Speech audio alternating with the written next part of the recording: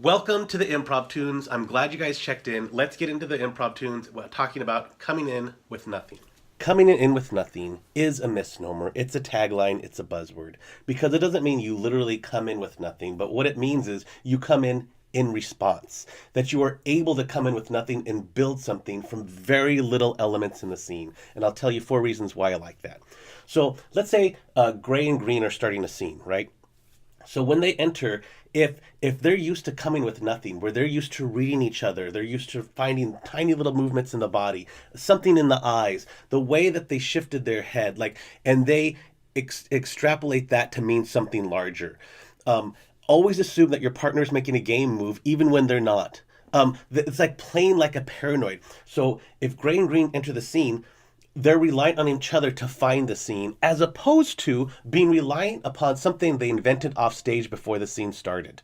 Okay, that is being reliant on how clever you are. The payoff is going to be, so if Green comes in and they have a clever idea, then they're reliant upon their clever idea and how well they communicate it to Gray in an efficient manner, and then communicate that to the audience as well. Whereas if they're just relying upon each other, here's the reason why that's really good: is your scene partner is the only other thing on stage that, or your scene partners, the people in the scene with you, are the only other elements on stage that are going to contribute to the scene equally, that are going to pivot the scene, that are going to add specifics, that are your teammates. They're the most beautiful resource in the scene with you. Okay, you could object work backstage. You could object work that backstage during like the Christmas holiday party for the office, and it could be like late at night and you're just cleaning up and you're talking. You could object work all that, but none of that object work, none of the environmental work is going to pivot in the middle of that scene. None of that is actually going to communicate back to you or give you specifics or help you out in the scene when you're lagging.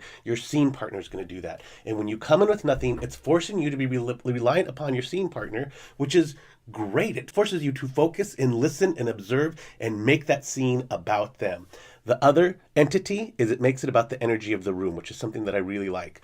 If it's a small space, the intimate space with a small audience, you read that energy. You're not going to do screaming loud things. If it's a dark, dank place, maybe do kind of more like horror themed or kind of creepy things.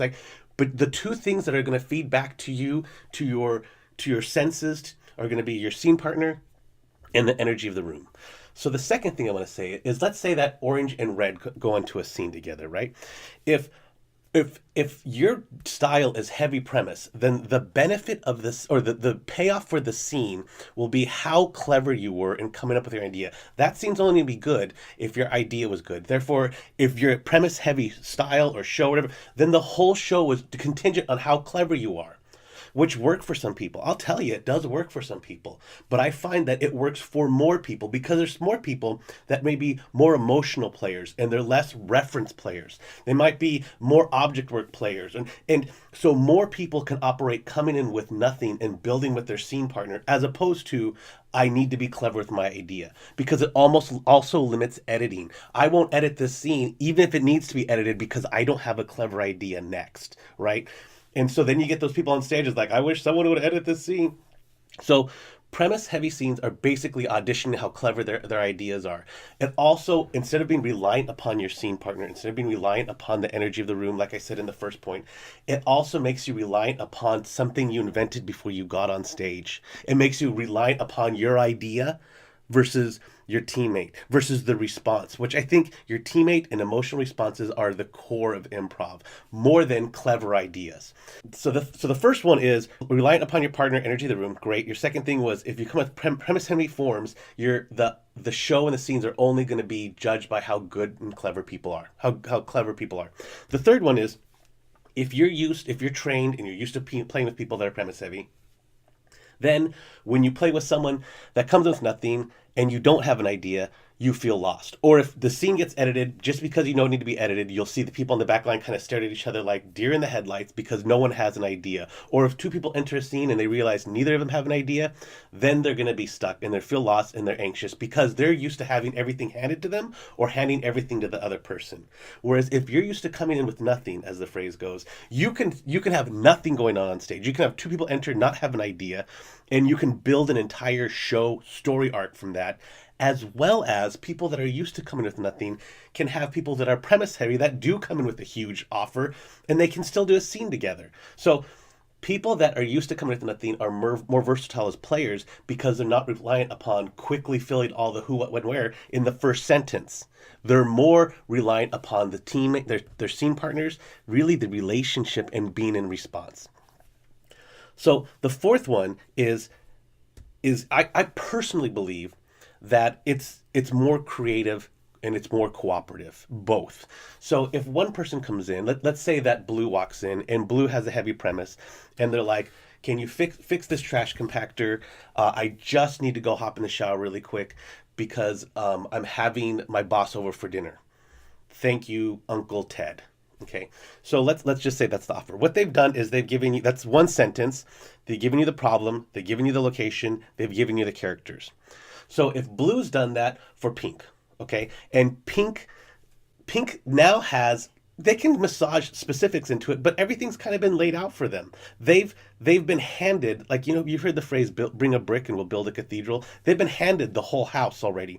That their contribution is going to be less because everything's already been handed to them. They can get more specific, but if Blue comes in with nothing and they read each other, what's really funny is the communication is better because people realize when you practice this in rehearsals, sometimes people will already know without words where we are and what's going on, just by reading body language.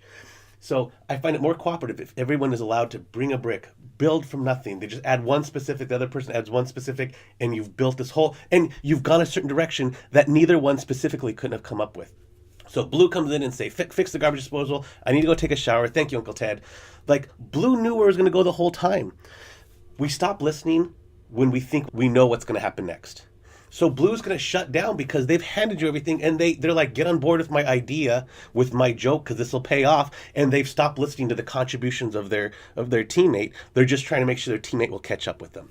Whereas Pink doesn't really have too much to contribute anymore. Like they can't say, oh, well, then we're at the park. Or they can't say, I'm the head nurse of the hospital. Like, so I just find it more cooperative to allow people to come in with nothing. And also, when you allow people to come in with nothing, you train for being comfortable in silence. And then it kind of pushes the steamrollers to the side because it's like, stop steamrolling the scene. We're coming with nothing. And the minute that you open your mouth, your ears close.